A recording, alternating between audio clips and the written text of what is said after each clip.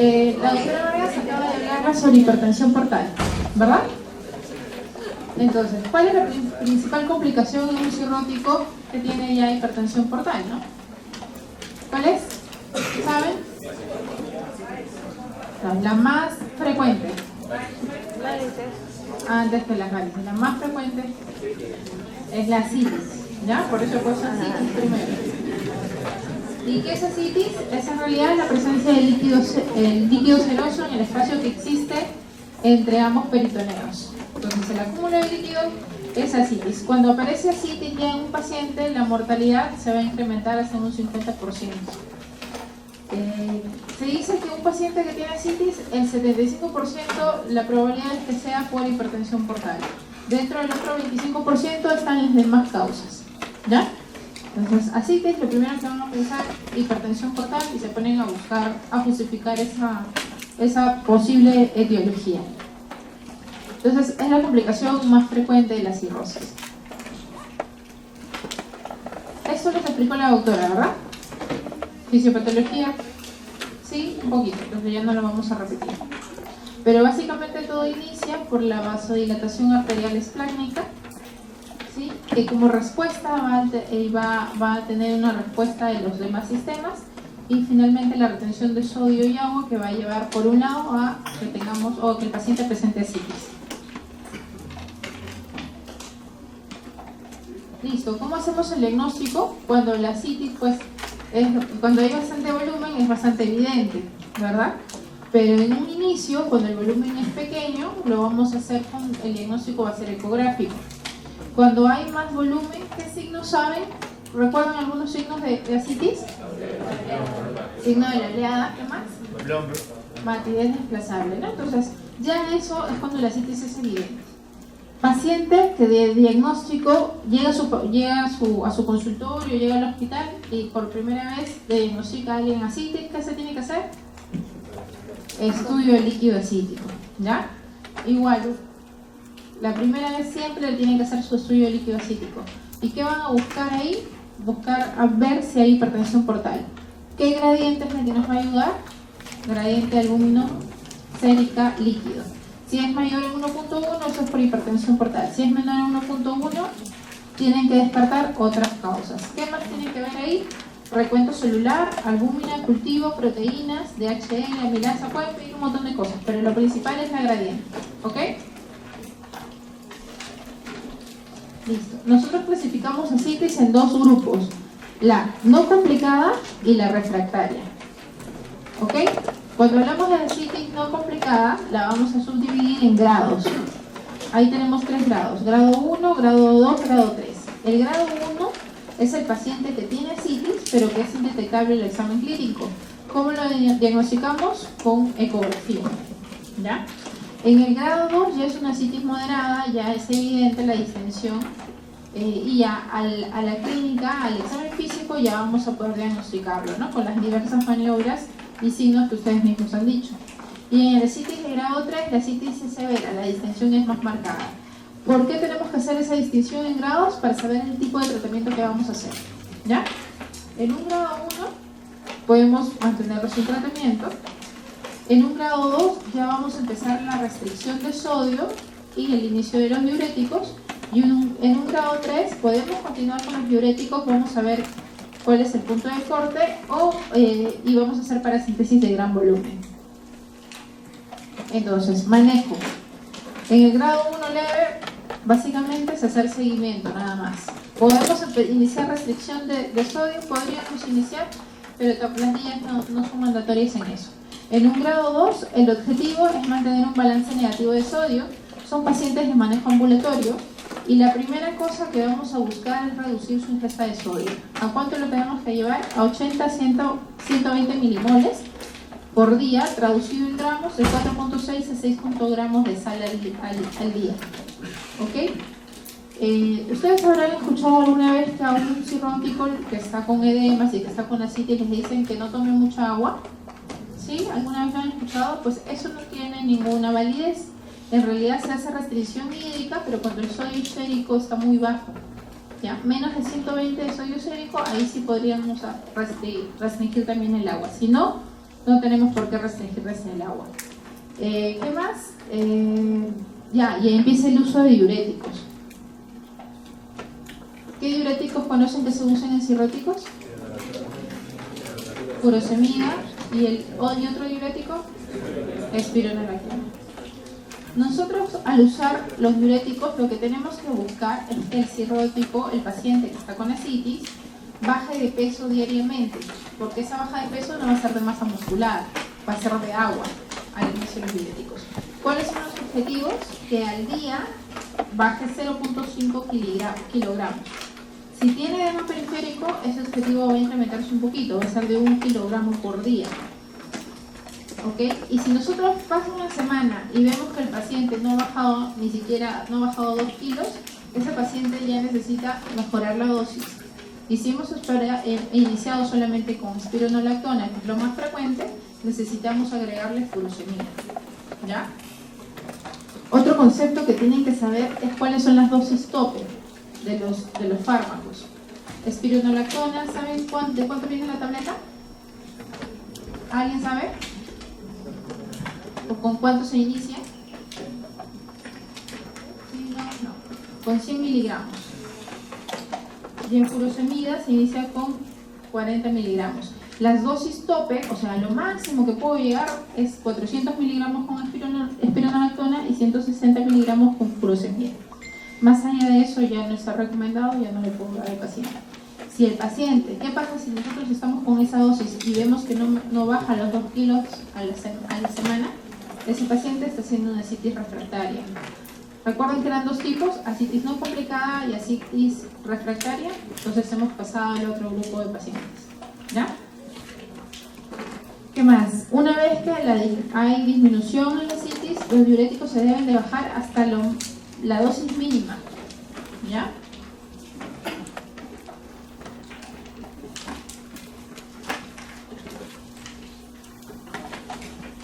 Una de las complicaciones del uso de espironolactona, porque es un ahorrador de potasio, es el paciente de hiperpotasemia. En ese caso, cuando nosotros empezamos a manejar a nuestro paciente, le estamos dando espironolactona y vamos a ir dosando también potasio, vamos a ir dosando sodio. Si hace hipercalemia, pues es hora de agregarle furosemida. En la ascitis de grado 3, hasta ahí vamos en ascitis grado 2. En la ascitis grado 3 o severa, ahí ya se hacen las paracentesis de gran volumen, pero también va de la mano con el uso de diuréticos. Nosotros no podemos sacar así nada más el líquido, ¿no? Porque a veces hay tanto volumen que tú puedes llegar a sacar en una sola paracentesis 8 litros, 9 litros, 10 litros. Entonces tenemos que tener cuidado con eso. Tenemos que tratar siempre de reponer el volumen que estamos perdiendo, ¿ya? E idealmente, porque una de las complicaciones, que es lo que nos podría pasar, es la disfunción circulatoria post-paracentesis. Entonces, ¿cómo tenemos que reponer ese líquido que estamos perdiendo? Se tiene que reponer con albúmina, ¿ya? ¿Qué pasa cuando se da esta disfunción? Eso se va a asociar a una rápida reacumulación de ascitis, y el 20% de estos pacientes puede desarrollar otra complicación que hacen los cirróticos, que es un síndrome hepatorrenal. También puede llevar a que el paciente tenga una hiponatremia dilucional. Entonces, por eso tenemos que prevenir esa pérdida de volumen tan rápida, ¿ya? ¿Cómo se hace la reposición de la albúmina? Después de los 5 litros, si vamos a sacarle más de 5 litros, tenemos que reponer 8 gramos por cada litro que estamos sacando del paciente. Eso se hace vía endovenosa. Entonces el paciente tiene una aguja por ahí donde está saliendo líquido y también está en su vía reponiéndose el albúmina, ¿ya? En caso de ascitis refractaria, como les dije, ascitis refractaria es el paciente que ya no está respondiendo a dosis máxima. Nosotros podríamos continuar con diuréticos, sí podríamos continuar con diuréticos, pero tenemos que dosar el sodio. Si está perdiendo más de 30 milimoles por litro en la orina, podríamos continuar con diuréticos. Si no, estamos dando diuréticos de más, ya lo suspendemos. Cuando hablamos de ascitis refractaria, que es ya el otro lado de la ascitis no complicada, vamos a encontrarnos con dos conceptos, ¿ya? Y eso es importante que lo sepan. Ascitis diurético resistente y la ascitis diurético intratable. ¿Cuál es la diferencia? En el diurético resistente es aquel que no responde. ya que solamente no responde. En el diurético intratable es aquel al que no le puedo seguir dando más diuréticos porque ya estoy teniendo más complicaciones. ¿Ok?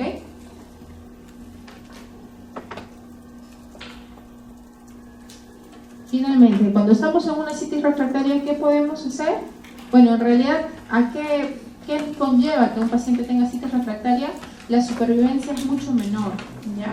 Es una supervivencia media de aproximadamente 6 meses. Este paciente está mucho más complicado y ya debe ser considerado para trasplante hepático. El tratamiento en ellos va a ser, bueno, igual, ¿no? Vamos a seguir con los diuréticos, restricción de sodio y vamos a tener que hacer paracentesis evacuatoria, siempre recordando reponer la albúmina. El pronóstico es pobre, ¿no? Y como les mencioné hace un momento, tienen que ser considerados ya para el trasplante hepático. Entonces, bueno, esto lo repite, el tratamiento de primera línea, las paracentesis de gran volumen con administración de albúmina. Terapia diurética podríamos continuar solamente si la excreción de sodio urinaria es mayor de 30 milimoles por día, si no lo suspendemos. ¿Qué otro tratamiento podríamos tener en ellos? El uso de TIPS, ¿ya? Y si no funciona o si no lo tenemos a la mano, igual el paciente tiene que estar en lista para trasplante hepático. Esa es la única manera en que podemos tratar realmente esa complicación y en realidad ya podríamos mejorar la supervivencia hasta un 70-80%. ¿Ok?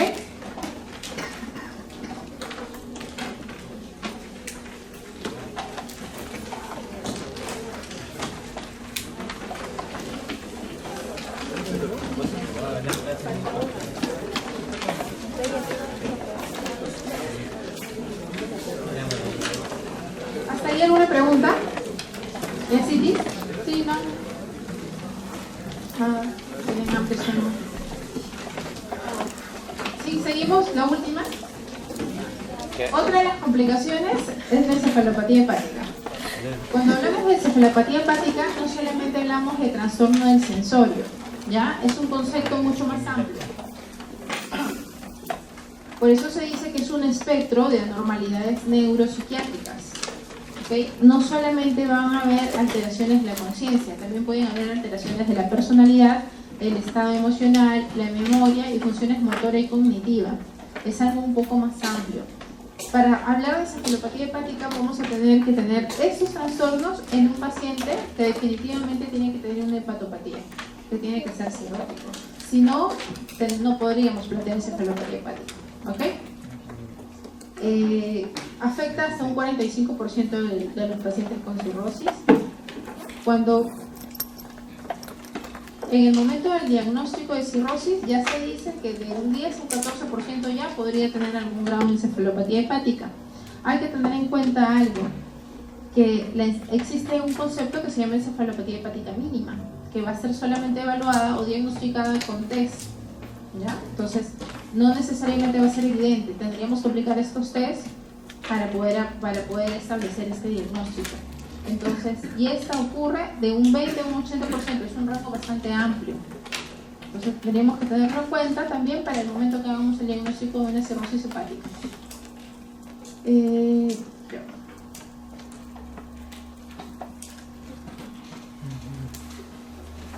En cuanto a la fisiopatología, no existe algo realmente establecido. Hay teorías. Las 3 más aceptadas se han hecho en estudios animales. ¿Y qué es lo que se ha identificado? Esto que es lo más frecuente, ¿no? Que todo el mundo lo repite. Alteración en la depuración hepática de metabolitos nitrogenados y las comunicaciones protosistémicas. También se ha visto que hay alteraciones en el metabolismo de la energía cerebral y un incremento de la permeabilidad de la barrera hematoencefálica que facilitaría el pasaje de neurotoxinas y falsos neurotransmisores al cerebro. En realidad, hoy se ve que es una suma de todo, ¿ya? No existe algo establecido, pero es una suma de todo.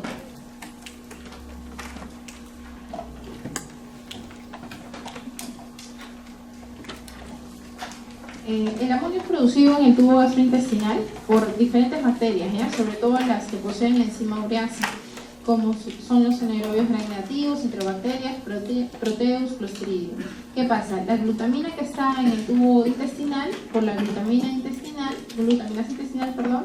va a liberar glutamato y amonio. ¿Qué se ha visto que pasa en los cirróticos? Que el gen que codifica esta enzima está sobreregulado. Entonces, normalmente el amonio en la detoxificación hepática de un hígado sano se va a convertir en urea y glutamina, pero eso no va a pasar en un hígado enfermo. Por eso que hay aumento de amonio.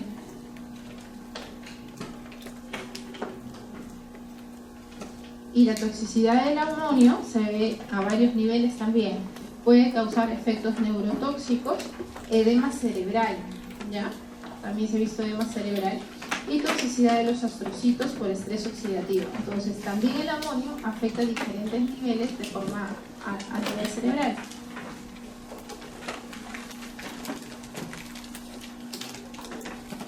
Entonces, para hablar de ¿qué es lo que tenemos que evitar? La hiperamonemia. ¿Cómo podemos llegar a tener esta hiperamonemia en la sangre? Por todos estos factores, ¿no? Incremento intestinal y la formación de amonio, que se puede dar por síndrome digestivo, por estreñimiento. Alta carga proteica, eso no, ahora ya no se considera, ya hay que borrarlo de ahí. Un incremento extraintestinal de formación de amonio o una reducción de la detoxificación de amonio. Esos son los factores precipitantes de una encefalopatía hepática, ¿ya? Vamos a pasar esto. Esta es otra teoría. Supuestamente hay un incremento del tono GABAérgico en los pacientes cirróticos. Esas también son otras teorías que se han visto. Bien, cuando hablamos, es importante hablar de la clasificación. Alguna vez les pregunté cómo se clasifica la encefalopatía hepática y me hablaron de los grados. Es una forma de clasificarlo, pero en primera instancia se clasifica de acuerdo a la enfermedad de fondo. ¿Okay? Son tres tipos, el A, el B y el C. En el A se trata de pacientes que tienen una falla hepática aguda. En el B, pacientes que tienen chance bypass portosistémicos. Y en el C son los pacientes de hepatópatas crónicos cirróticos. ¿Ok? Esa es la clasificación, la primera parte. Cuando hablamos de grados, ¿ok? Eso es otra cosa. Una cosa es hablar de los tipos y otra cosa es según las manifestaciones clínicas. Eso ya es hablar de grados. Y se dividen en 4 grados, del 1 al 4.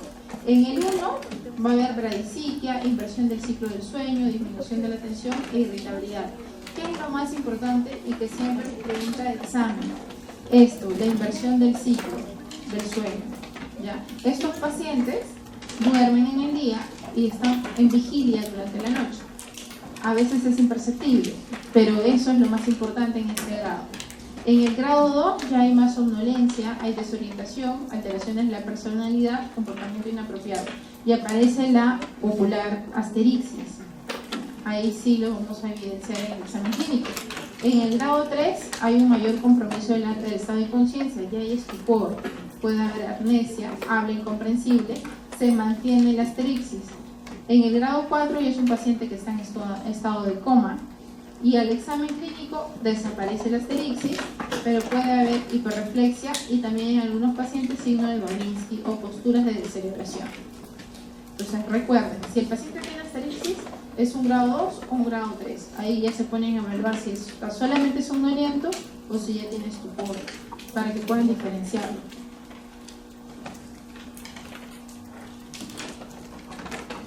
La clasificación según el curso.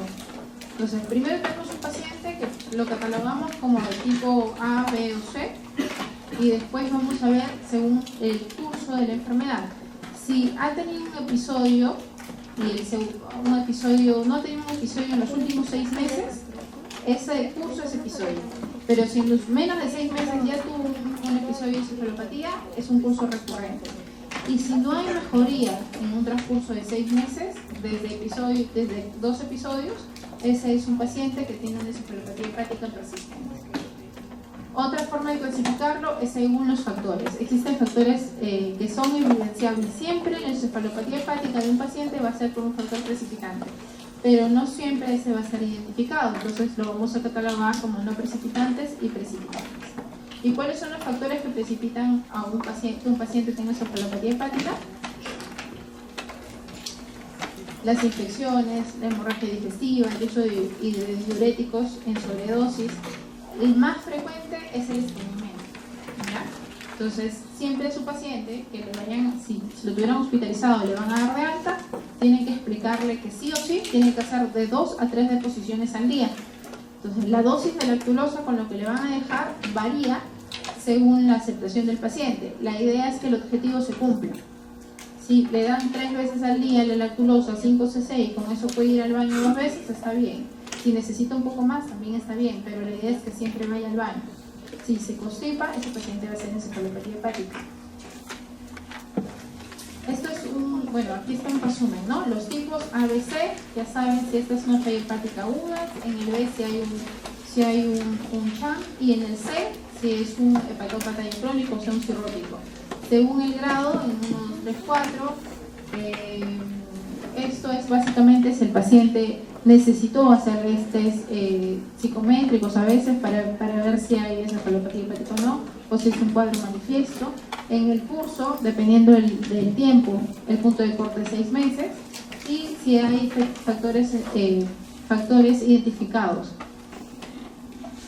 Si ustedes tuvieran un paciente que llega a la emergencia cirrótico y lo encuentran con estupor o somnolencia y diagnostican una encefalopatía hepática, tienen que siempre ponerse a buscar una causa, ¿ya? Conversan con el familiar, preguntan si estuvo estreñido o no. Si no es así, probablemente el paciente sí ha hecho un HDA o probablemente el paciente sí ha infectado. Recuerden, primera causa precipitante, estreñimiento. Segunda causa precipitante, infecciones. Tercera, ya están las demás, todas las demás, ¿ya?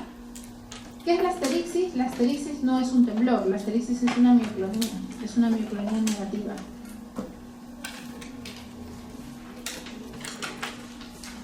¿Con qué lo vamos a diferenciar?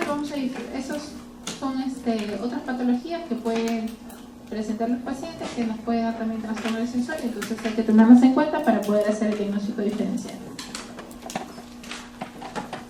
Los factores precipitantes que ya mencioné hace un momento, ¿no?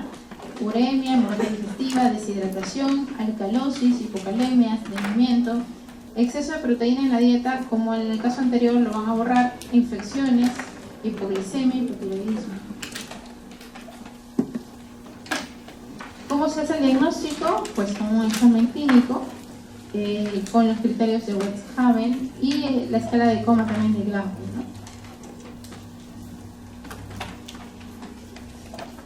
Estas son pruebas para encefalopatía hepática de cambios mínimos. ¿Cuál es el tratamiento? Vamos a dividir el tratamiento en profilaxis primaria y profilaxis secundaria. En realidad, para profilaxis primaria, salvo cirrosis, se usa solamente lactulosa. Aquí en esta diapositiva se refiere al uso de antibióticos, ¿ya? Todo paciente que tiene cirrosis tiene que iniciar lactulosa para evitar que se estreñe. Sí o sí. Si tenemos un paciente que tiene un grado 3 de encefalopatía o un grado 4, lo primero que vamos a hacer, no se olviden, es colocar una sonda nasogástrica para evitar el riesgo de aspiración, e iniciamos disacáridos no absorbibles, la lactulosa, el lactilol también se usa. La dosis es de 25 a 35 mililitros cada 8 horas, porque el objetivo es por lo menos producir 2 deposiciones.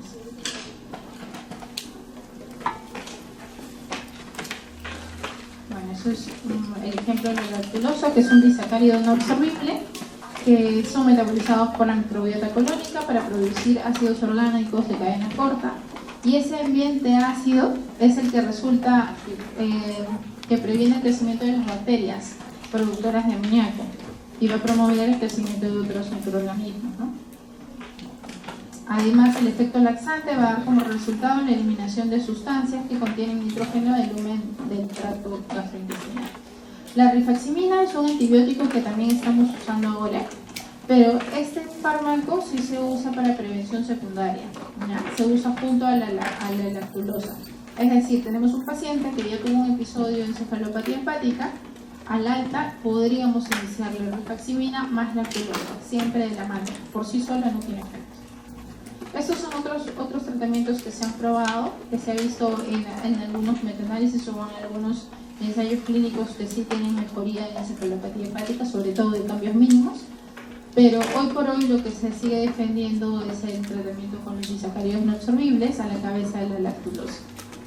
Y bueno, para otros casos, los antibióticos, también se menciona neomicina, metronidazol, pero nos quedamos con el que tiene mejor evidencia, que es la rifaximina.